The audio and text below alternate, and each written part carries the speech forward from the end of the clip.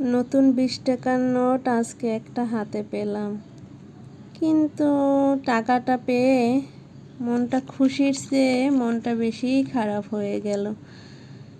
কারণ এই টাকাটা এই যে একটা মন্দির দেওয়া হলো, আমরা বাংলাদেশের মানুষ হই বা বিশ্বের 90% মানুষই মুসলমান, 90 বা 95 এরকম, কিন্তু তার ভিতরে এই মন্দিরটা দেওয়াটা আমার একদম ভালো লাগে না। আপনারা কি বলেন?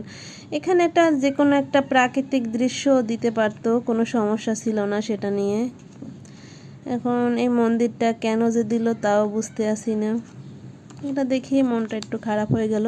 সব ধর্মের মানুষকেই আমরা শ্রদ্ধা করি, সবাই আমাদের ভাই বোন, ঠিক আছে, কিন্তু তারপরও এই টাকাটায় মন্দিরটা না দিয়ে মসজিদ বা মসজিদটাও না দিত, সমস্যা ছিল না, যাই হোক, কিন্তু একটা হয়তো বা একটা কোনো প্রাকৃতিক দৃশ্য দিত, কোনো অসুবিধা ছিল না, কিন্তু মন্দিরটা না দিলেই হয়তো বা ভালো লাগতো টাকাটা। আপনাদের কার কি মত অবশ্যই জানাবেন।